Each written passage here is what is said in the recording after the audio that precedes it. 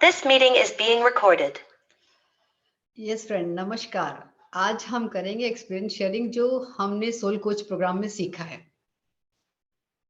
और जो आप सभी जानते हैं, जैसे कि डॉक्टर न्यूटन कॉन्डा बेटी हैं ये, और डॉक्टर लक्ष्मी हैं, जिन्होंने तक्षशिला तक्षशिला नाम आपने सुना होगा। तक्षशिला यूनिवर्सिटी का बहुत प्राचीन यूनिवर्सिटी थी, और उस वहां पर डॉक्टर न्यूटन ने अपने 20 जन्म देखे थे। 20 जन्म रहे वहां पर, वो एक साथ 20 जन्म देखे उन्होंने। तो और उन्होंने वहां पर एज ए आचार्य वहां पढ़ाया भी था, यानी कोई ये ऋषि मुनि हैं पहले जन्मों के। तो अब इस जन्म में जब वो आए तो उन्होंने सोचा कि मैं भी वैसे सेम बनाना चाहता हूँ। यूनिवर्स को ये थॉट दिया कि मुझे तक्षशिला की उस पे बनाना है, यहाँ पर जैसे तक्षशिला यूनिवर्सिटी थी वैसे बनाना चाहता हूँ। ज्ञान भी वैसे ही दिया जाए, आत्मज्ञान दिया जाए, सबको अपने अंतर के प्रति जागरूक किया जाए।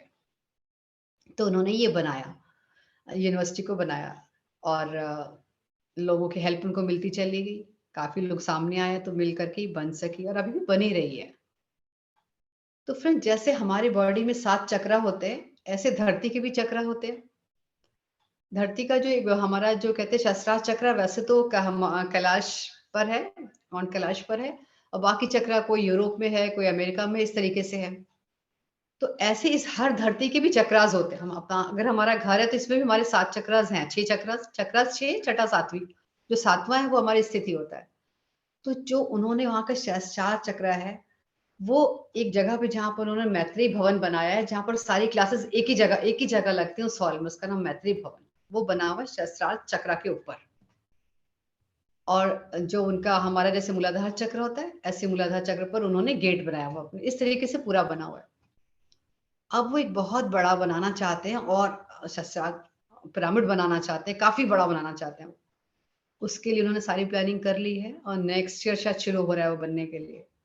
तो एक दिन जब हमें वहां पर लेकर गए, वो धरती पर बैठाकर ध्यान कराने के लिए, हम सब सुबह सुबह उठे, और काफी अंधेरा था, तो 10-15 मिनट वेट किया। थोड़ा सा जैसे 6:15 बजे का टाइम हुआ, अभी सूर्योदय नहीं हुआ था। उससे पहले हम लोग वहां पर गए, सब एक गोलाकार उसमें बैठ गए, और ध्यान कराया गया। वहां पर हमने ध्यान किया, तब तक सूर्योदय शुरू हो गया होना। तो ध्यान में मैंने देखा कि जो पिरामिड बनने वाला है, क्योंकि उन्होंने वीडियो में तो बता ही दिया था कि क्या क्या कैसा बनाना चाहते हैं, उसमें इतनी पंखुड़ियां होंगी, जो पिरामिड की पंखुड़ियां हैं, और 72,000 करीब क्रिस्टल भी लगने थे उसमें, लगने हैं, और कैसा रास्ता होगा, तो ये सब बता चुके थे वो। तो जब मैंने ध्यान में देखा, एक पिरामिड देखा, उसकी कलर बाहर से बिल्कुल वही था जो उन्होंने दिखाया, और उसकी आकृति ऐसी थी जैसे वो आकाश से लेकर के, जो पिरामिड का शेप होता है ना कोनिकल, वो पूरा आकाश से लेकर के धरती तक था। और मैं कह रही, इतना लंबा, इतना बड़ा पिरामिड! और खाली ऊपर ही नहीं है वो, धरती के नीचे भी कई मंजिल, मैंने नीचे पाताल लोक में भी देखा कि वो नीचे तक गया हुआ है। उसकी मंजिलें देखी मैंने कितनी हैं, पिलर्स कितने हैं, मैंने वो देखे वहां पर। और मैंने वो भी रास्ता देखा, जैसे कि लाल पत्थरों का उन्होंने रास्ता बनाना है शायद उस पर, जो लोग जाएंगे देखने के लिए। वो भी जगह देखा, फाउंटेन लगे हुए इसमें जगह देखा, देखे मैंने ध्यान में वो सब। तो बहुत सुंदर लग रहा था वो। ऐसे औरों का भी बहुत विजन्स हुए। अब वहां पर क्या होता है ना, सुबह के समय सबसे पहले सबको 5 बजे से पहुंचते ही हैं। पहले जैसे योगा होगा, फिर उसके बाद ध्यान चलता है, आधे घंटे का ध्यान होता है। तो ध्यान ध्यान के बीच ही उन्होंने हमें बताया था कि जैसे हमारे को जो शस्त्रार्थ चक्र है, वो तो सेवा से खुलता है। तो सेवा भी वहां पर कंपलसरी है। टीम्स बन जाती हैं, 2-2 दिन के लिए टीम बनती है, उसके बाद चेंजेस होते रहते हैं। सबकी ड्यूटीज लगती हैं, अलग अलग ड्यूटीज लगती हैं। तो कभी किसी भवन में लग गई, कभी किसी भवन में ड्यूटी लगती है। तो किचन में लग गई, वन में लग गई, पत्थरों के लिए लग गई ड्यूटी कुछ। तो ऐसे ही मैंने भी सोचा कि मैं टॉयलेट में लेना चाहती हूँ, मैं देखना चाहती हूँ अपने आप को कि मैं आराम से कर पाती हूँ कि नहीं। जैसा मुझे लगता था मैं कर पाऊंगी, तो मैंने ठीक है, मैत्री भवन में नहीं, मेरी लगी थी कैवल्य भवन था। तो वहां पर पूरे रूम्स से हमें डोरमेट्री क्लीन करनी होती थी। काफी लोग होते थे, हम 10-15 लोग होते थे। तो वहां झाड़ू पोछा, टॉयलेट क्लीन, तो मैं टॉयलेट क्लीन वाले में घुस गई करने के लिए। वहां करा मैंने, टॉयलेट क्लीन करा। उसके बाद जब मैं आई, तो हम लोग जब खत्म हो जाती थी, तो हम लोग बाद में घोला बना करके हाथ पकड़ के 1 या 2 मिनट का ध्यान करते थे। उस बीच जो हमारी वॉलंटियर थी, उन्होंने हमें बताया कि मतलब वो बहुत प्यार से बताती थी। एक तो हम ग्रैटिट्यूड देते थे कि हमें ये भी जॉब मिली, सेवा का अवसर मिला। तब उसने बताया, हालाँकि मैं पहले पढ़ चुकी थी कि ऐसे जो ऋषि मुनि होते हैं, हम सबको भी जैसे कि कहा जाता है कि कण-कण में ईश्वर है। पर जानते हैं, समझते हैं, पर कई बार कुछ चीज़ों को एकदम दिल के अंदर नहीं उतार पाते। हम कण-कण का मतलब समझते हैं कि ईश्वर जानवरों में भी है, हम में भी है, पेड़-पौधों में है, मिट्टी में है, पत्थर में, बस यहाँ तक जानते हैं। इसके आगे का नहीं जानते थे। मैंने ख़ैर पढ़ा हुआ था बहुत पहले, कभी किसी स्वामी शायद समर्थ हैं, उनका पढ़ा था, वो 300 वर्ष तक जिए थे। और अब जब कोरिलेट कर रही हूँ कि उन्होंने कैसे एक बार अपने रूम में ये बाद में बताती हूँ, लाइन पहले बताऊँगी। जो वॉलंटियर थी उसने हमें बताया ध्यान के दौरान कि हमें किसी चीज़ से घृणा नहीं करनी चाहिए और एक-एक कोना अच्छे से साफ करना है। तो सफाई तो पूरी ईमानदारी से हम लोग कर रहे थे कि योगी जन मल को भी में भी ईश्वर देखते थे और वो उसको खाते भी थे। अब थोड़ी देर सोच के आपको भी शायद घृणा का लगे कि ये कैसा भाव है, मतलब कैसा है, हो सकता है। तो मैंने यही सब पढ़ा था, एक करीब लास्ट ईयर पढ़ा था। स्वामी जो समर्थ थे, एक बार वो बैठे हुए थे और काफ़ी समाधि में भी रहे, कई-कई वर्ष समाधि कर चुके थे वो। तो कोई अंग्रेज उनसे मिलने के लिए आया, तो उन्होंने बोला, "क्या आपको हम नॉन-वेज देंगे तो आप खा लोगे?" अब चूँकि वो तो अब इन सब चीज़ों से ऊपर हो चुके हैं ना, ना उनमें कर्तापन है, कुछ मतलब ना कि कोई मेरे से करा रहा है, ना मैं करने वाला हूँ, तो ईश्वर तक पहुँच चुके हैं। तो उन्होंने कहा, "हाँ, परंतु जो मैं तुम्हें दूँगा क्या तुम वो भी ग्रहण करोगे?" तो उसने कहा, "हाँ।" तो उन्होंने कहा, "ठीक है।" उन्होंने पॉटी करी वहीं पर कि लो, अब इसे खा के दिखाओ। तो सब लोगों को बड़ा खराब लगा। वो व्यक्ति तो बिल्कुल, उसको तो बड़ी घृणा आने लगी। लेकिन जैसे उन्होंने पॉटी करी तो पूरे कमरे में इतना प्रकाश फैल गया और इतनी सुगंध जैसे कोई दैवत्व वाली स्मेल होती है ना, वो खुशबू। तो तब मुझे महसूस, तब भी मैंने पढ़ा था तो थोड़ा बस पढ़ा था, ठीक लगा, लेकिन भीतर नहीं उतार पाई उस बात को। अब जब यहाँ उन्होंने वॉलंटियर ने सेम बात मुझे कही, तब मैंने उसको कोरिलेट किया। मैंने कहा, अच्छा, कण-कण का मतलब है हमारे भीतर भी। क्योंकि जो हम टॉयलेट जा रहे हैं सुबह और वहाँ पर हमें लगता है हम क्लीन हो गए, नहा धो लिया, हम साफ। पर नहीं, हमारे भीतर फिर भी कितना, कई 1-2 किलो, 3 किलो मल फिर भी रहता है अंदर। और हम कैसे तैयार होकर ऊपर से सज-धज के मंदिर भी चले जाते हैं कि अब हम तो साफ है। तो वो सब मुझे एहसास हुआ कि नहीं, वो तो हमारे भीतर भी है, हमें उससे भी घृणा नहीं करनी अब। जैसे हम क्या कहते हैं, गाय का जो गोबर है, मूत्र से कहाँ घृणा करते हैं, क्योंकि हम गाय को पूजनीय मानते हैं, इसलिए उससे घृणा नहीं करते ना, केवल हम गाय को ही मानते हैं। हमें सबको एक जैसा देखना है, मुझे वो चीज़ वहाँ समझ में आई। और फिर हमें समझ में आया कि एक जो सुंदरता का समझ में आया कि सुंदरता केवल जो हम बाहरी समझते थे कि चेहरा सुंदर है, रंग सुंदर है और हाइट अच्छी है तो वही सुंदर है। वहाँ जाकर नहीं, वहाँ जाकर समझा, पढ़ा था कि हाँ, मन की सुंदरता सबसे बड़ी है, लेकिन वहाँ जाकर के भी मैंने ये देखा कि नहीं, ऐसा नहीं है। क्योंकि जब मैं लक्ष्मी मैम से मिली, बहुत साधारण, लेकिन जब उनके पास बैठो तो ऐसा लगता था कि मतलब मैं उनकी ऑरा में धँसती चली जा रही हूँ। सिंपल है, देखने में बिल्कुल साधारण कलर उनका, तब मैंने महसूस किया। और डॉक्टर न्यूटन भी बिल्कुल एक बच्चे की तरह, ऐसे कैसे मुझे तो लगता है कि जैसे मैं उन्हें हाथों में ऐसे ले पाऊँगी। इतनी एनर्जीज़ उनकी, इतनी चमक उनके चेहरे पर, एक इतना भोलापन। और दोनों के जो आपस में कोऑर्डिनेशन देखा मैंने, मैंने कहा देखो ये है। मतलब हम तो सिर्फ़ बाहर की सुंदरता देखते रहते हैं। बच्चों की शादी करने जाएँगे तो जवाई बहुत सुंदर होना चाहिए, या बहू ला रहे हैं तो सुंदर हो। सुंदरता मतलब हमने केवल बाहर की जानी। चाहे हम कहेंगे हाँ, मन सुंदर होना चाहिए, पर करते समय हर कोई पीछे हो जाता है। अगर चुनाव करना है किसी का तो सुंदर ही लेंगे। हर चीज़ में सुंदरता देखते हैं हम। बच्चा हो तो सुंदर वाला जो होगा वही प्यारा लगेगा। जो काला है, ये जिसकी छोटी-छोटी आँखें हैं, देखने में सुंदर नहीं है, बदसूरत है देखने में, तो हम उसको बदसूरत ही मान के बैठ जाते हैं। पर वहाँ जाके वो मेरा मिथ टूटा कि नहीं, ऐसा नहीं है। और हमने दूसरा देखा वहाँ पर ग्रैटिट्यूड, कि मतलब तो हमें पता ही है, देना है, सबको देना है। तो जब वहाँ हम लोग ध्यान करते थे, तो एक बार ध्यान में ऐसे आया, वो किसी और ने मुझे अपना एक्सपीरियंस सुनाया कि चप्पलें, जैसे हम लोग वहाँ लाइन लगा के चप्पलें रखते थे, तो कुछ लोग जल्दबाजी में ऐसे रख देते थे। ये चेयर्स उठाई खींच के ले जाते थे दूसरी जगह रखने के लिए जहाँ उनको बैठने का मन करता था। तो उनसे आवाज़ होती थी। ध्यान में वो चेयर्स आई और बोली कि हम तुम्हारे को इतना हेल्प करते हैं बैठने के लिए, सहारा देने के लिए, तुम लोग हमें इतनी ज़ोर से क्यों खींचते हो?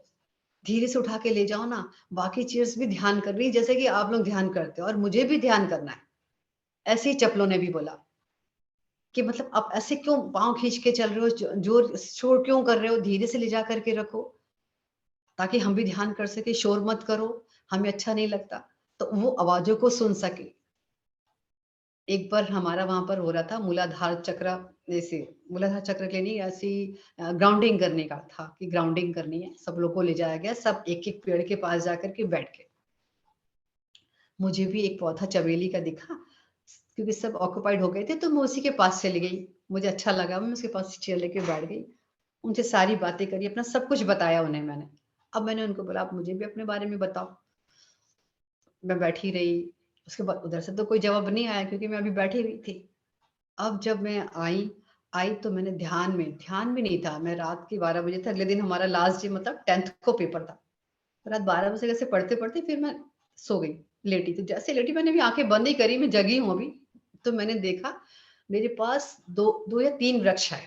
3 वृक्ष आए और इतने सुंदर, वो देखने में ऐसे लगते थे जैसे कोई क्रिस्टल के हैं, रियल है वो, लेकिन खूब शाइनिंग है वहाँ पर, बहुत सुंदर और बहुत प्रसन्न हैं, खुश होके मुझे स्माइल दे रहे हैं।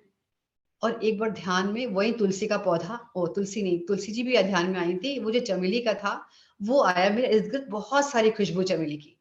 और मुझे बता कर गया, मैं उसको बोलती थी, "मुझे बताओ आप कौन से पौधे?" मुझे लग रहा है वो चमेली का है, लेकिन मैं आपसे सुनना चाहती हूँ। तो मैंने वो महसूस किया वहाँ पर खुशबू के साथ, उसने बताया कि लो सूंघो, मैं तो चमेली ही हूँ। तो पौधे भी बात करते हैं, ये भी महसूस किया मैंने वहाँ पर। और एक बार मैंने देखा एक गड्ढा-सा है, उसमें खूब सारे पत्थर पड़े हुए, इतने बड़े-बड़े गोल-गोल पत्थर हैं। मैंने देखा, ओके, मुझे नहीं समझ में आया क्या करूँ? पत्थर है, ठीक है, आई लव यू उन्हें बोल दिया। बस फिर वो तो ध्यान में हो गया, उसके बाद सुबह जो 5:30 से 6 ध्यान होता था, उसमें हो गया। फिर हमें जाना था। अब मेरी ड्यूटी तो थी उसमें, कैवल्य में दे दी थी उन्होंने मुझे दोबारा ड्यूटी, और एक बार ऐसे मैत्रेयी में दे दी, हॉल में भी। तो जब मैं कैवल्य में ड्यूटी कर रही थी, एक दिन मैंने करा, मैंने कहा मैंने झाड़ू का भी अनुभव कर लिया, पोछा भी अच्छे से लगा लिया, और अब मुझे कुछ नया चीज़ सीखना और कहीं और जाना। तो मैंने कहा मुझे वन वाले में जाना है, मैं जाके बोल कर आई, मुझे कुछ नई ड्यूटी दे दो, सिर्फ़ 2 दिन बचे हैं, मुझे अभी और सीखना है, सब जगह जाना चाहती हूँ। तो उन्होंने कहा ठीक है, आप वन में आ जाओ। मैं वन में वहाँ गई, तो वहाँ पर क्या काम मिला हमको कि वहाँ पे बहुत सारा मतलब पत्थर वाली ज़मीन है, गोल-गोल पत्थर वहाँ बहुत दबे हुए हैं पहाड़ों से, तो वो हमें वो चुनने थे, सारे पत्थर निकालने थे। अब जो मैंने ध्यान में देखा था तब तो मैं नहीं समझ पाई ये क्या कह रहे हैं, और मिट्टी में लटपट थे वो पत्थर सारे। अब समझ में आया कि वो मुझे कह रहे थे कि मुझे इसके भीतर से बाहर निकालो, मुझे भी साँस लेनी है, दुनिया देखनी है। अब जब मैं यहाँ आई, जब मैंने पत्थर निकाल के रखने लगी उसमें, तब मुझे लगा अच्छा, ये मुझे उस समय ये कह रहे थे, मुझे बाहर निकालो। मट्टी में लटपट थे। अब यहाँ से मैंने मिट्टी से, जैसे आलू खोद के निकालते हैं, कभी देखा सुना होगा, तो हमने ऐसे पत्थर निकाल-निकाल के हम भर रहे थे। तब मुझे लगा कि देखो पत्थर भी अपनी बात मुझे ऐसे कह कर के गए हैं। तो वो भी समझते हैं और वो भी देखना चाहते हैं, फ़ील करना चाहते हैं। और हम सब ने पत्थर उठा के एक ट्रक शायद 15 मिनट में पूरा पत्थरों का भर दिया होगा। और जब मैं शास्त्रार्थ उसे मैत्रेयी हॉल में पोछा लगा रही थी, मुझे लगा सब लोग पोछा लगाते हैं, मुझे भी लगाना है कि कैसे, काफ़ी बड़ा हॉल है, कैसा लगता है? वो लगाया। तो जब पोछा लगा रही थी, तो कहीं-कहीं जगह थोड़ी-थोड़ी छूट जाती थी। तो एकदम मेरे अंदर से आवाज़ आई कि जैसे तुम ये जगह छोड़ रही हो ना, ऐसे ही जो तुम्हारा शस्त्रार्थ चक्र है, कहीं-कहीं रह जा रहा पूरा, तुम खुल के बाहर नहीं आ पाओगे, तुम्हारा शायद चक्र पूरा नहीं खुलेगा। वो उसको क्लीन करोगे, वो ये जो ब्लॉकेज है, जो तुम्हें नीचे दिख रहे हैं, छोटे-छोटे पैचेज़ छूट रहे हैं, ये ब्लॉकेज है तुम्हारे। अगर तुम इन्हें क्लीन करोगे, तुम्हारे ये ब्लॉकेज, यानी सेवा तो अगर तुम मन से करोगे, तो तुम्हारे ये ब्लॉकेज जो हमारा शस्त्रार्थ इसकी है स्थिति, वो खुल जाएगी और वो ठीक हो जाएगा। मतलब सारे ब्लॉकेजेज़ हट जाएँगे। वो वहाँ पर समझ, वहाँ पे वो पैच ने मेरे से बात करी। अंतर्मन से एकदम आवाज़ उठी ऐसे। वो मैंने देखा वहाँ पर। और वहाँ पर हमें बताया गया हमारे बिलीव्स के बारे में। बहुत सारे टॉपिक्स तो करीब उनके 150 हैं, करीब हमारे 75, 70, 80 करीब टॉपिक उन्होंने कवर करे होंगे उसमें। तो उनमें बहुत सारे टॉपिक थे हमारी मतलब एस्ट्रल पूरा उसके बारे में बताया गया कि एस्ट्रली कैसे हम कहाँ-कहाँ जाते हैं और क्यों करते हैं, क्या हम अपनी मर्ज़ी से करते हैं, वो बताया गया और हमारे बिलीफ्स क्या हैं, परसेप्शंस क्या हैं, कंडीशनिंग कैसे होती है, ध्यान के बारे में बहुत कुछ बताया उन्होंने और मतलब मीडियम्स के बारे में बताया, चैनलिंग कैसे करते हैं, वॉक इन, वॉक आउट क्या होता है।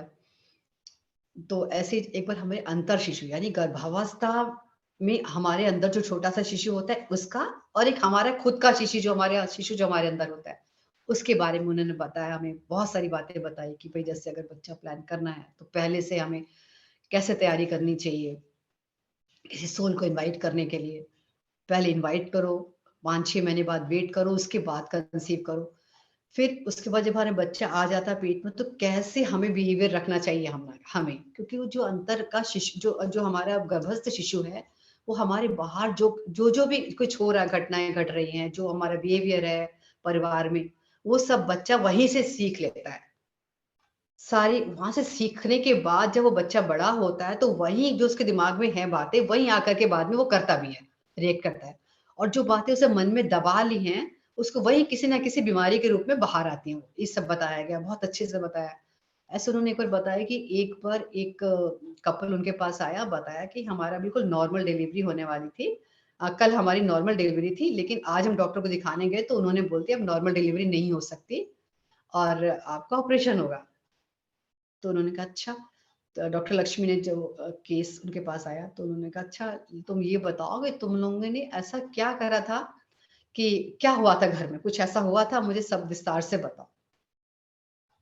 तो उन्होंने कहा हाँ हमारी कल बहुत लड़ाई हुई हम दोनों हस्बैंड वाइफ में बहुत ज्यादा लड़ाई हुई थी तो फिर वो समझ गई कि अच्छा उस वजह से ही हुआ है कि बच्चा एकदम डर गया सहम गया कि मुझे बाहर नहीं जाना बाहर तो इतनी लड़ाई होती है और मैं सुरक्षित नहीं हूँ बाहर सुरक्षित नहीं हो और वो बच्चा फिर मतलब अंदर जो बच्चा क्योंकि जब नेचुरली बच्चा पैदा होता है तो सर नीचे पाँव ऊपर होते हैं ना तो आराम से स्लिप हो जाता है वो अब बच्चा उल्टा हो गया और सर उसका ऊपर पाँव नीचे हो गए तो और या हाँ तो जब बच्चा डिलीवरी तो उन्होंने कहा ठीक है अब मैं आप ऐसा करो अभी ऑपरेशन तो करना है अब आपको तो 1-2 दिन आप ऐसा करो दोनों लोग हाथ रखो पेट पर बच्चे के और ऐसे बोलो कि हम में और मुझ में और तुम्हारे पापा में जो लड़ाई हुई वो हम दोनों तक ही सीमित है आपका आप दिव्य आत्मा का इससे कोई लेना देना नहीं है और आप पर इसका कोई इफेक्ट नहीं आने वाला आपको हम बहुत प्यार करते हैं और आपके लिए हमने इतनी तैयारियां करी हैं और हम बहुत स्वागत करेंगे आप आओगे तो हम सब आपका इंतजार कर रहे हैं आपको ये बोलना दोनों जने पेट पे हाथ रख के कहो तो उन्होंने ऐसे करा 2-3 बार करा और 4 घंटे बाद वो बच्चा वापस सीधा हो गया मतलब सर नीचे और पाँव पर जब उसे विश्वास हो गया कि ये मुझे अ, मतलब मुझे इससे ये इफेक्ट नहीं करेंगे मेरे साथ अच्छा व्यवहार करेंगे और ऐसे ही उन्होंने बताया जैसे कई बार ये होते हैं ना घर में लड़ाई झगड़े हो रहे हैं वो प्रेग्नेंट है लेडी और ऐसी सिचुएशंस आ जाती तो कई बार लगता है ना माँ को इससे तो अच्छा मैं मर ही जाती तो ऐसे में कहते हैं आपने देखा होगा कई बार बच्चे होते हैं उनके उनके गले में ना कॉर्ड फंसी हुई होती है सुना होगा ना कि फिर बाद में ऑपरेशन करना पड़ा गले में कॉर्ड 2-3 बार लिपटी हुई होती है फिर ऑपरेशन करना पड़ता है ऐसे बच्चे का तो ये वो बच्चे होते हैं कि नहीं नहीं मतलब सुसाइड करना करना तो मुझे भी नहीं जीना तो वो ऐसे करके घूमते हैं बच्चे के उनके गले में फंस जाती है मेरे को भी नहीं जाना इस घर में मुझे आना ही नहीं है यहाँ पर तो ये वही केसेस हैं ऐसे जैसे या कई और इमोशंस तो जो मैंने वहां निकलते हुए देखे आदमियों के स्पेशली औरतों के तो बाहर आ ही रहे थे सारे इतने इमोशन जो हम लोग जैसे कहते हैं ना लड़का हुआ है या भाई तुम लड़के हो रो मत तो बच्चे इमोशंस दबा लेते हैं पेन होने लगा ब्लड देख के बच्चों को सपोज कोई चोट लग जाए तो जैसे पेन हो रहा है वो रोने भी वाला होता तो वहां कहते हैं ना बच्चा नहीं रोना लड़के नहीं रोते स्ट्रांग बॉय हो आप देखो अच्छा थोड़ी लगता है लड़की हो क्या जो रो रहे हो तो वो अपने इमोशन सारे दबा लेते हैं वो तो फिर क्या होता है मतलब वो बच्चे बाहर आने के बाद भी वो लड़के लोग अपने एक्सप्रेस नहीं कर पाते ऐसे उन्होंने एक केस बताया कि एक लेडी मेरे पास आई बोलती है मुझे तो तलाक चाहिए मेरे हस्बैंड के साथ नहीं रह सकती मुझे नहीं अच्छा लगता तो लक्ष्मी मैम ने पूछा क्या तुम्हारा केयर नहीं करता ठीक से? कहती नहीं, बहुत अच्छा ध्यान रखता है मेरा, मुझे सब कुछ लाके देता है जो मुझे चाहिए, घुमाने भी लेके जाता है। कहती फिर क्या? कह रही फिर क्या, जब मेरे को रोना आता है, जब मैं रो रही होती हूँ तो मुझे कभी चुप नहीं कराता, सीधा ऐसे खड़ा रहता है। मुझे नहीं रहना ऐसे आदमी के साथ, जिसमें इमोशंस ही नहीं है। तो बोला जी मैम ने कहा कि देखो, जब हम शुरू से बच्चों को ऐसी हम शिक्षा जब दे देते तो बच्चा को समझ में नहीं आता ये क्यों रो रही है, क्योंकि उसके लिए तो रोना बड़ी बात नहीं होती ना, कि हाँ नहीं रोता है, इसमें कुछ नहीं होता, तो इमोशन दवाई वो आपकी भी नहीं समझ पा रहा, उसमें उसका दोष नहीं है, उसकी ऐसी कंडीशनिंग हुई है, उसके ऐसे ही पाला गया। या अब ऐसी लड़कियां होती हैं कई, कि जो घर में अगर ऑलरेडी 2 लड़कियां हैं और या तीसरा बच्चा होने वाला है तो सब डरते हैं। माँ भी डर रही होती है, किसी की सबकी उम्मीद होती है कि लड़का हो लड़का हो। और अगर और सब ताने भी मिल रहे होते हैं कि देखना लड़का ही होना चाहिए, लड़की नहीं आनी चाहिए, लड़कियां अच्छी नहीं होती, लड़का होगा केयर करेगा, बुढ़ापे का सहारा बनेगा हमारा और कुल का नाम रोशन करेगा। तो जो बच्चा पेट में पलने वाला है, अब वो सोचता है मैं तो लड़की हूँ, अब क्या होगा, तो मुझे नहीं रहना लड़की की तरह, मैं तो लड़के की तरह ही रहूंगा। अब वो उसकी डिलीवरी होती है, तो वो आपने देखा है ना, कई लोग बिल्कुल हाव भाव बिल्कुल उनमें लड़कों वाला ही होता है, अपने अंदर जो स्थित तत्व है वो उसको दबा देती है। वैसे ही खान पान, वैसे ही हाव भाव, वैसे ही चलना।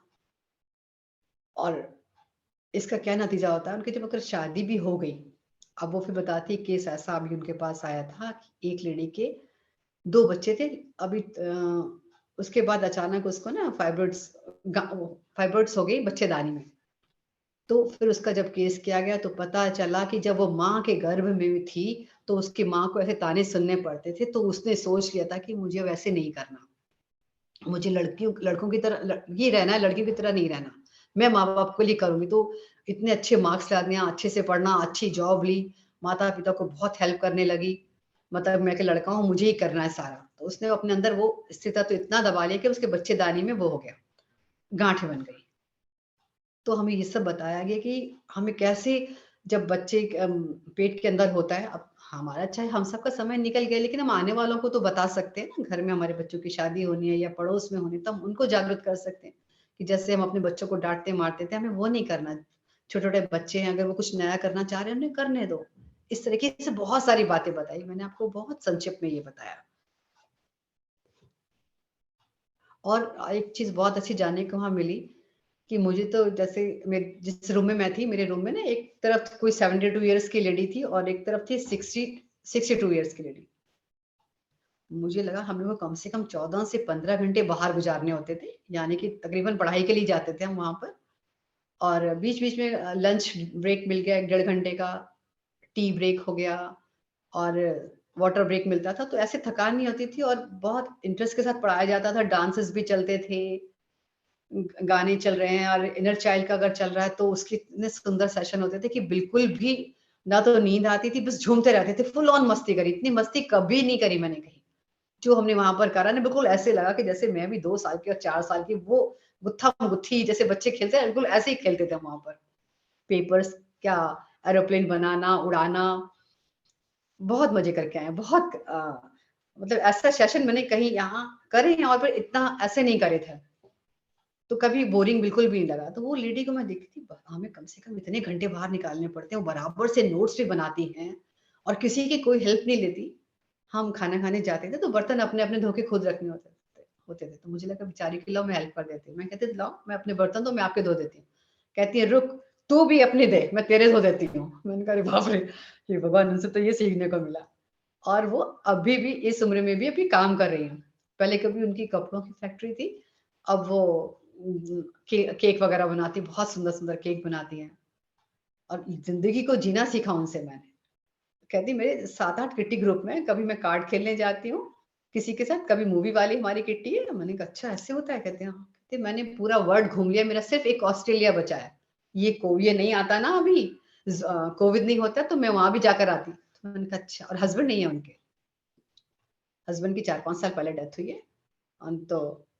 तो मैंने कहा अच्छा, तो बच्चे सब करा देते होंगे, टिकट वगैरह करा देते होंगे, रूम बुक करा देते होंगे। कहती काय को बच्चों को सपोर्ट लेना, मैं खुद कर लेती हूँ सब, हम 6-7 फ्रेंड्स हैं, हम सब मिलकर अकेले चले जाते हैं। बाप रे, ये तो सीखने वाली बात है ना, मजेदार ये बात फ्रेंड्स। बिल्कुल इस तरह दीदी, बहुत ही मजेदार बात है। बहुत मजेदार, बहुत अच्छा लगा और बहुत कुछ सीखने को बहुत मिला। सीखने को मिल हाँ, रहा है। और हाँ, बिल्कुल खाने की कोई कमी नहीं, वहाँ पर खाना तो इतना खाया जितना हमने घर में नहीं खाया होगा। इतना खाने की तो कोई कमी नहीं थी, मतलब पूरा मिला, बड़े अच्छे से नाश्ता सुबह का हमें साउथ इंडियन होता था, लेकिन दोपहर और रात के लिए वो यहाँ से कोई गुड़गांव से हलवाई गया था तो नॉर्थ इंडियन फूड भी होता था।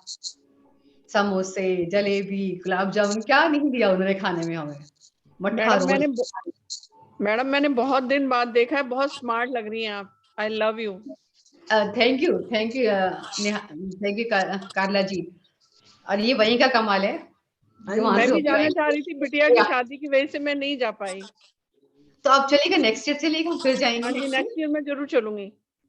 हाँ, बहुत अच्छे, जाकर पता चलेगा आपको कि वास्तव में कितना सीखने को मिलता है। मेरे तो बहुत बहुत मुझे अच्छा लगा, और जो ज्ञान विजडम है वो तो भर भर के है। मेरे 2.5 पेन यूज हुए उतने, हमारे कितने 9 दिन में, 9-10 दिन में, 10वें दिन तो सिर्फ पेपर था 1 घंटे का, और पेपर में पास होना जरूरी नहीं है, वो पास फेल नहीं करते, बस एग्जाम ले लेते हैं तो अच्छा इसी बने और रिवाइज हो जाता है। सारे चक्रास के बारे में, कुंडलनी के बारे में बताया उन्होंने। और जैसे कि पहले समय में होता था ना कि एक ऋषि मुनि अपने शिष्यों को लेके बैठ गया पेड़ के नीचे, स्टोरी सुना रहा है कोई अच्छी सी भागवत की, रामायण की, गीता की, वो भी होता था क्लास, कभी कभी बीच बीच में, किसी किसी दिन वो भी होता था, तो भी बहुत अच्छा लगता था। फिर वो बताते थे कि यहाँ पर, जैसे अगर रामायण बताई उन्होंने या महाभारत बताई कि यहाँ पर दुशासन कौन है, कर्ण कौन हुआ यहाँ पर, इस तरीके से बताते थे, अभिमन्यु क्या है, अहंकार का प्रतीक है, इस तरीके से करके बताते थे, तो बहुत अच्छा लगता था। मैं अभी भगवत खुली मैडम, मैं अभी खुली आंखों से ऐसे सपने में चली गई, और अरे जैसे वाह, आप ने दुशाला ओढ़ा हुआ है और ऐनक नहीं लगी हुई है आपको, और आपके अच्छा, ये जो है, बैठे बैठे खुली आंखों से मैं ये सपना देख रही हूँ, हम सब चारों तरफ बैठे हुए हैं और आप सेंटर में बैठ के हमें ये सुना रही हैं दुशासन वाली, ओह और अच्छा, आपने अभी दुशासन का नाम ले दिया, देखो। वाह क्या बात है, देखा, बहुत मजे आ गई मेरे तो। खुली आंखों से, पता और है, मैं अपने आप वास्तव को में देख रही हूँ कि मैं कहाँ चली गई। और हाँ बिल्कुल हुआ होगा, बिल्कुल वहां तो ऐसे ही होता था, मतलब मैं अभी ध्यान में भी नहीं गई हूँ यार, खाली ऐसे आके बंद करी और विजन आने शुरू। ये वहां का कमाल था। मैं सोच भी रही यार, मैं तो अभी सोई भी नहीं हूँ, खाली आंखें बंद करी, कैसे विजन आ रहे थे, इतने सुंदर विजन आ रहे थे कि वहां की एनर्जीज इतनी है, बहुत एनर्जीज है, ये आप जाके फील कर पाओगे। तो फ्रेंड्स, ये आपकी तो शक्ल छोटी सी बिल्कुल चेंज हो गई है, बहुत प्यारी हो गई है, बहुत स्मार्ट, बहुत जागृत होके आए हैं आप। हाँ, बहुत बिल्कुल मजा वहाँ की था। एनर्जीज का असर है, दिख रहा है चेहरे पे भी और बॉडी लैंग्वेज पे भी। वॉल्यूम में बहुत प्यार और बहुत मिठास, एक खिंचाव है वॉल्यूम में। अच्छा, तो थैंक यू, थैंक यू। और ये सब आप लोग हाँ, जो जानना चाहो चाहो, आप अब उम्र कोई प्रज्ञा सीमा जी, नहीं प्रज्ञा जी, आप है। ये सब उसका कमाल है जो आप टॉपिक देके गई थी, जैसी संगत वैसी रंगत। हाँ, संगत, बिल्कुल सही कहा संगीता जी बिल्कुल, आपने। बिल्कुल, बिल्कुल। हाँ, बिल्कुल, सबको, बिल्कुल संगत की तो रंगत आएगी, आएगी। जी जी जी जी। मतलब देखिए, और उम्र कोई एक सीमा नहीं, हम समझते ना, अरे मैं इतने साल की हो गई। जो मेरे बगल में 62 इयर्स की लेडी थी, शायद ईश्वर ने मुझे इसीलिए भेजा होगा उनके रूम में। हम 3 लोग थे उस रूम में, शायद 2 का था, बाद में उन्होंने 3-3 रूम लोगों को दे दिया होगा, क्योंकि उतने कुछ कमरे बने नहीं थे अभी उनके शायद पूरे, तो 3-3 उन्होंने कर दिए थे। तो मैंने कहा शायद इसलिए भेजा होगा कि तुमको अपनी उम्र का एहसास नहीं होगी कि मेरी उम्र बढ़ रही है, कि देखो इधर 72 और इधर 62 वाले की दोनों घुटनों में प्रॉब्लम, कमर में प्रॉब्लम, 3 बेल्ट लगा के भी जाती थी और पूरा टाइम बराबर से सेवा में भी गई हैं वो भी, और अपने क्लासेस भी अटेंड किए, नोट्स भी लिए हैं पूरे। और हम खाली बीमारी को पकड़ के बैठ जाते हैं ना कि ये हुआ, उसको छोड़ दो, अपने काम में लग, और जो सीखने को मिल रहा है सीखो। अब जाके ये पता चला जहां जो हो रहा है मुझे तो अब सीखना है, ये समझ में आया कि ताकि और ज्यादा मुझे नॉलेज मिले और ज्ञान मिले, और जितना पा सकती हूँ पालू, अगले जन्मों में भी वो ज्ञान प्राप्त करने के लिए ना हो, मैं कुछ और नया प्राप्त करने के लिए आऊँ। जो अभी मिल रहा है वो ले लो, खाली अपनी बीमारी को ओढ़ के दुशाला बना के मत बैठे रहो, निकलो बाहर, भूल जाओ उसको, उसके साथ चलो, चलना सीखो उसके साथ। वो तो हमारी कर्मा कट रहे हैं ना, वो तो जब तक चलेंगे चलेंगे फिर ठीक हो जाएंगे। और एनर्जी ध्यान करते रहोगे, थोड़ी एनर्जी आने से भी फर्क पड़ेगा ही, मैडम, है ना। मेरे गुरु शिवानंद जी कहते थे कि बीमारियां, जैसे किसी को स्टोन हो गई, किसी को स्टोन हो गई तो वो ये कहते थे कि ये डाली तुम ही नहीं है और तुम ही इसको निकाल सकते हो।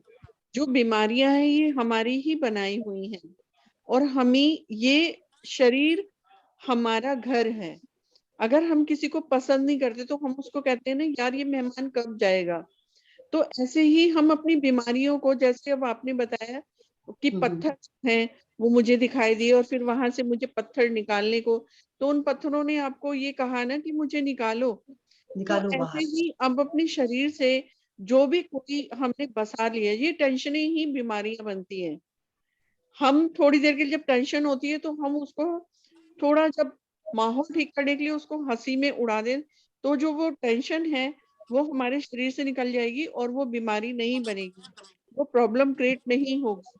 तो यही सब वहां आपको सिखाया गया होगा।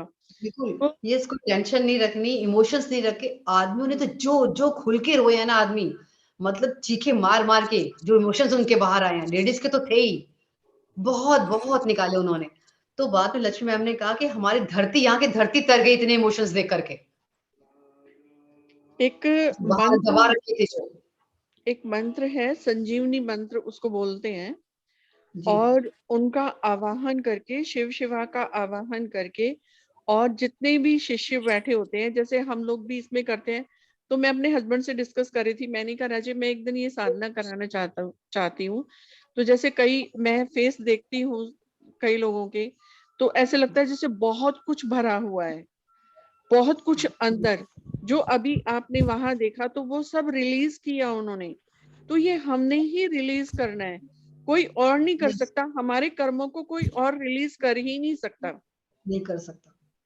बिल्कुल सही कह रहे हो। ऐसे उन्होंने एक पेशेंट को बुलाया, पूछ रहे थे किसको क्या प्रॉब्लम है, तो किसी ने कंधे का बोला, तो उसको उसी समय स्टेज पे बुलाया। कोई डॉक्टर बॉम्बे से आए हुए थे जो क्लास ले रहे थे हमारी, शायद बिलीव्स की, हाँ बिलीव्स की ले रहे थे, परसेप्शंस की। उनका जो दर्द था उसको, बंदे का उठता नहीं था, शायद 50 प्लस होगा वो एज उनकी। और काफी, जैसे एक तो 8th में थी गर्ल और एक 17 ईयर्स का लड़का था, बाकी 30 प्लस लोग थे, 30 के ऊपर थे। कुछ किसी की शादी हुई थी, कोई नहीं थी, कोई भाई बहन आए हुए थे, कोई पूरी फैमिली आई हुई थी, बाकी सब इस एज के ही थे। तो उसको बुलाया और फिर उन्होंने हम सबके सामने, जैसे प्रोसेस वहां बहुत होते थे, जो भी सिखाया जा रहा है उसको प्रोसेस करवाया जाता था। जैसे बैठे साथ में ध्यान में प्रोसेस कराते थे, तो वो चीज रिलीज होती थी कि जब बच्चे माँ के गर्भ में है तो वैसे ही प्रोसेस कराए गए, जमीन पे लेटा के, बिल्कुल हम उसी पोस्टर में लेटे हैं जैसे माँ के गर्भ में सिकुड़ के लेटते हैं। फिर ऐसे वो होता प्रोसेस, है, बिल्कुल तो डिट्टो ऐसे होता है बिल्कुल। हम इतने बड़े हैं ना, हम पूरे गर्भ में चले जाते हैं। जैसे किसी को प्रॉब्लम होती है और वो माँ के गर्भ से ही होती है। जैसे आजकल बच्चों के साथ बहुत प्रॉब्लम्स आ रही है, तो वो प्रेग्नेंट में ही जैसे घर का माहौल बन जाता है ना, वो माएँ इमोशनल क्रिएट कर लेती है, तो वो बच्चा सुन रहा होता है सारा, तो वो वो सारा बात ऑब्जर्व कर लेता है। सारा प्रॉब्लम बहुत हो जाती है। तो फिर वो उसमें ले जाया जाता है उसको, और फिर उसको रिलीज कराया जाता है। हाँ, यही करा उन्होंने। ऐसे तो इसका तो हमारे सामने सामने वैसे स्टेज पे बैठाया। डॉक्टर थे, कोई डॉक्टर प्रीति थी और एक उनके हस्बैंड, नाम नहीं पता, ध्यान आ रहा क्या था ना, डॉक्टर जयेश थे जिन्होंने लिया था, वो भी पुणे के थे। तो उन्होंने उस बंदे को बुलाया, स्टेज पे बैठाया और जैसे दर्द पे पहले हाथ लगाया, बोला यहाँ पर अपने ऐसे से करते रहो क्योंकि सारे इमोशंस हमारे इधर होते हैं कुछ। तब इसको वो करता रहा और फिर पूछा, आप यहाँ पर जो दर्द है कैसा लगता है आपको? यहाँ से उन्होंने प्रोसेस शुरू कराया, तो उन्होंने बोला अच्छा नहीं लगता, बहुत गुस्सा आता है। तो फिर उन्होंने बोला अच्छा, अब गुस्सा गुस्सा आता है तो फिर कैसा लगता है? तो ऐसा लगता है कि मैं किसी काम का नहीं हूँ, मैंने कभी सही काम नहीं किया, मैं कैसे पालूंगा सबको? तो कहते हैं अच्छा, किसी काम का नहीं हूँ, कैसे पालूंगा, सोच रहा हूँ कैसे पालूंगा। तो फिर और क्या मन में आता है? कहते हैं अब मैं पैसा नहीं कमा पाऊंगा तो परिवार नहीं पाल पाऊंगा, फिर समाज वाले क्या कहेंगे। अच्छा, फिर उन्होंने पूछा, अच्छा वो हाथ अपने हाथ से सहलाता रहा, अच्छा अब समाज वाले क्या कहेंगे आपको? क्या अंदर से आपके शरीर से जवाब आ रहे हैं? अंदर से जो उसको जवाब आते थे वो बता रहा था वो बाहर, कि मतलब तुम निकम्मे हो, कुछ नहीं कर सकते, ये आदमी निकम्मा है, कुछ नहीं कर सकता, खाली बैठ के खाता रहता है। फिर उससे बोला अच्छा, खाली बैठ कर खाता रहता है, ये आपको और कहाँ से आया विचार? तो फिर उसने बोला कि हाँ, मुझे मेरे पापा ने बचपन में बोला था कि कमाई करो, पैसा कमा के लाओ, नहीं तो तुम कुछ नहीं कमा पाओगे, निकम्मे ही रह जाओगे जिंदगी भर। तो ये विचार वो वहां से, और काफी लंबा प्रोसेस था ये, मैंने शॉर्ट में बताया, वहां से उसको बैठ गया था कि मैं कुछ नहीं कर सकता, मैं निकम्मा हूं। तो इसके दर्द शुरू हो गई, और जब उसे निकालना शुरू करा तो 50% तब ठीक हो गया। फिर एक प्रोसेस इसी के आगे थोड़ा सा और ले गया तो 60% तक उसका ठीक हो गया, हाथ ऊपर, पेन तो सारा चला गया उसका। कमर में भी मैडम ऐसी होता है जो प्रोसेस बहुत हुए वहाँ पे इस तरह के। मतलब हर आते थे प्रोसेस कराते थे। डॉक्टर न्यूटन ने भी बड़ा सुंदर प्रोसेस कराया हमारा। एक था कि अगर आपको कोई आपकी प्रशंसा करे तो कैसा लगता है, आपकी निंदा करे तो कैसा लगता है, वो बताना था।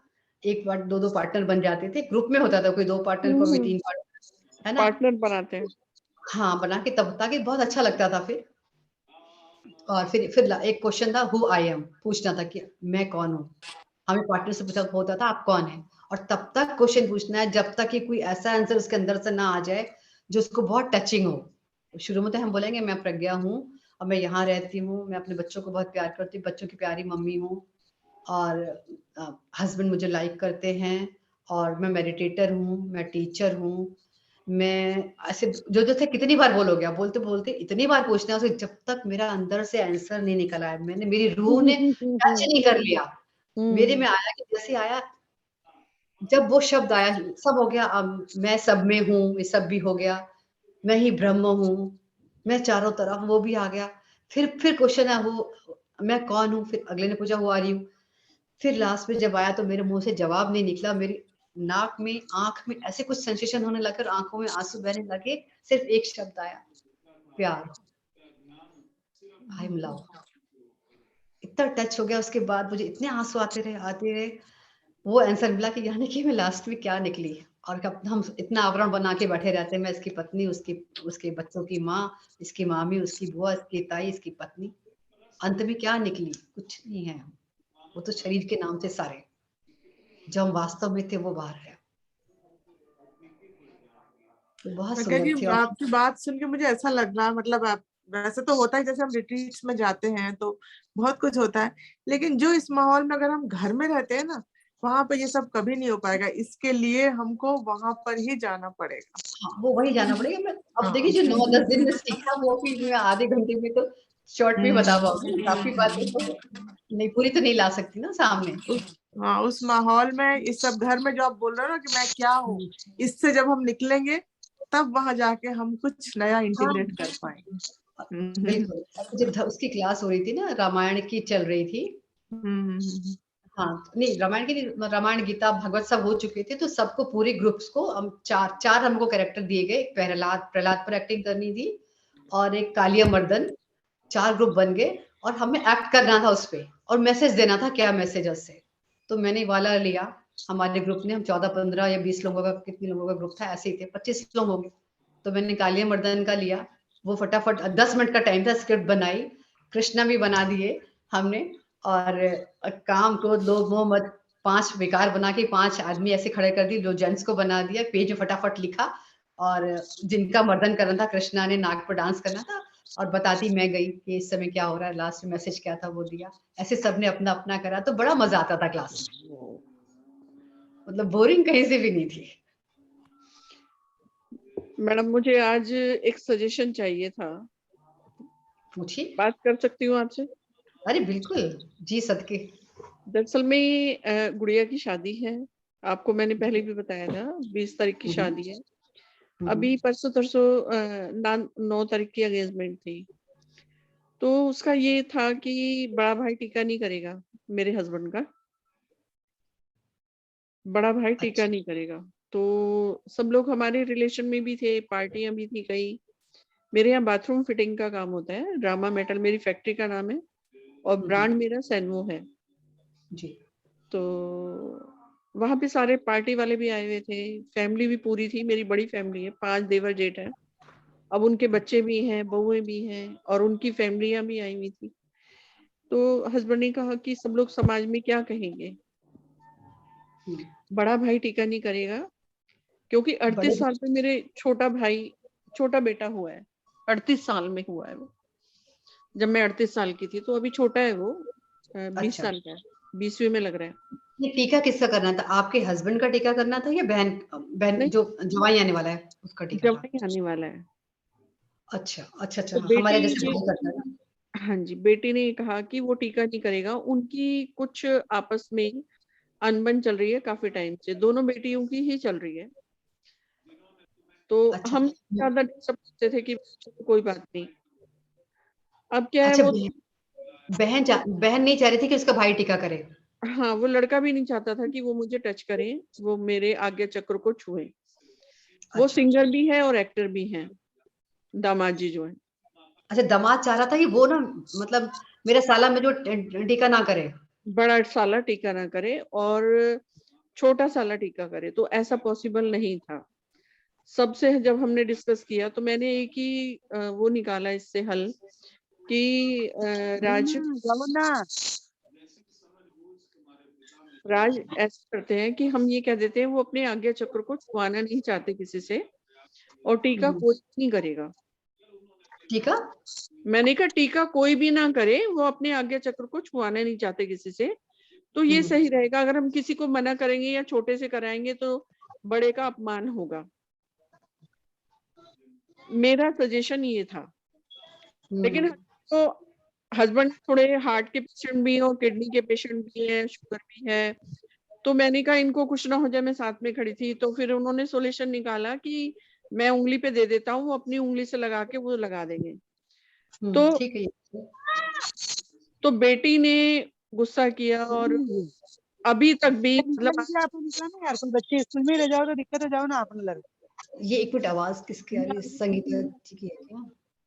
हाँ हाँ, जो निकल जाओ तुम्हें कौन है, लेकिन आपने तो जिम्मेदार। यस, कुसुम जी क्या से थी? यस विमला जी। तो फिर वो मतलब इतनी खुशी का माहौल था, तो 9 तारीख से और अभी तक ना घर में टेंशन बनी हुई है बहुत ज्यादा कि सुनिए, वो ये चाहती है कि अब वो शादी में भी ना जाए, बेटा और बहू शादी में भी ना जाए। और हस्बैंड कह रहे हैं मैं पार्टियों को क्या कहूंगा, रिश्तेदारों को क्या कहूंगा। और अच्छा बेटी नहीं चाह रही, मेरा भाई भाभी आए बड़े वाले। हाँ, अच्छा, तो आप वहां से सभी सिद्धों की, सभी गुरुओं की और सभी की कृपा आपके ऊपर है, तो प्लीज मुझे कोई सॉल्यूशन बताइए। मैं मतलब रो रो के मैं तो परेशान ही हो गई हूँ, मेरे को कोई राह नहीं दिख रही। विमला जी वैसे इतनी बड़ी बात तो नहीं थी, इतनी बड़ी बात थी नहीं जितनी मुझे लग रहा हो गई है। टीका अगर वो चाह रही थी कि उसका बड़ा भाई करे, वो ये चाह अच्छा रही थी कि बड़ा भाई नहीं करे, उसको टच छोटा भी ना कर ले, करे। और समझ ठीक, आपस में नहीं होगा उनका तो छोटा कर ले, क्या बात है, छोटा से करवा देती आप। छोटे बड़े का वो अपमान क्यों होगा? सब जब पहले सब दोनों में आपस में नहीं बन रही तो बड़ा भाई भी समझता है ना। अब जब बेटी बड़ा को भी भाई नहीं पसंद तो क्या कर सकते उस हैं? उसका रंग खड़े खड़े बिल्कुल काला हो गया, और ये हो गया कि इसको पता नहीं कुछ हो जाएगा। तो रिश्तेदारों ने कहा भाई छोटे को क्यों बिठाला है, भाई टीका करेगा। तो हम अंदर की बात किसी को कह नहीं सकते ना, एक अपनी रेपुटेशन है, हाँ, हम सुनिए ना, अंदर की बात नहीं कह सकते किसी को भी। आप अपनी अपनी अपने अलावा किसी और की सुनते क्यों? जो आपको अच्छा लग रहा है वो करो ना। लोग क्या कहेंगे? लोग तो सदा से कहते आए और कहते रहेंगे, आप नहीं जी पाओगे। आपको जो अच्छा लग रहा है आप 4 लोगों को, जिस बेटी का है, जिसकी शादी हो रही है, उसकी और आप माता-पिता हो, आप तीनों लोग मिलकर डिसाइड करो। करना था हस्बैंड नहीं तो हो मानते, गया। हस्बैंड नहीं माने ना। मैंने कहा देखो दुनिया क्या कहेगी? आप टीका ही मत करवाओ ना, बात खत्म हो गई। तो छोड़ो, पिता से करवा देते, कोई बात नहीं, पिता से करा देते तो क्या हुआ? डैडी ने कहा मैं नहीं करूंगा, ये तो भाई करता है। उफ, ये तो छोटी सी प्रज्ञा बात तो जी, खींचने वाली बात है।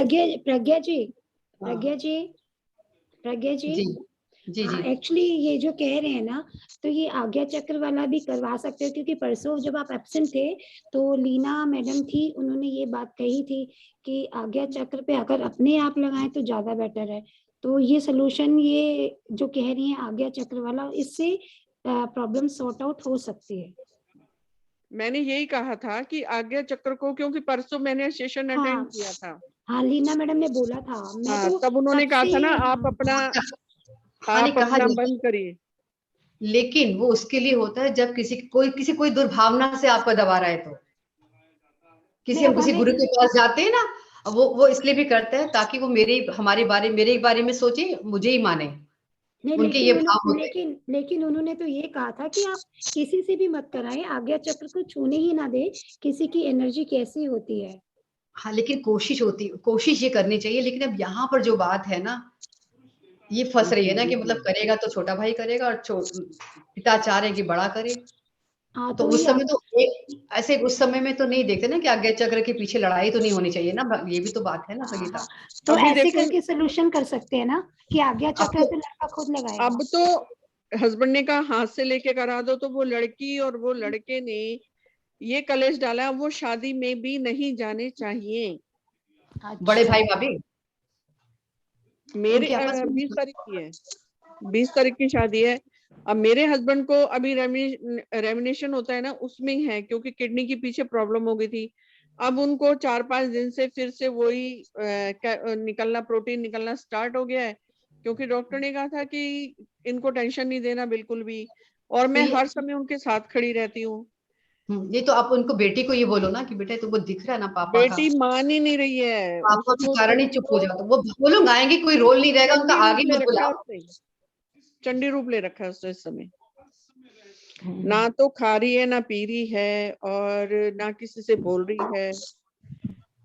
लव मैरिज है ये। मेरी तो जिंदगी खराब कर दी, मेरी तो गृहस्थी अभी बसी नहीं है, उजाड़ने पे लगे हुए हो आप लोग सुन नहीं रहे हो।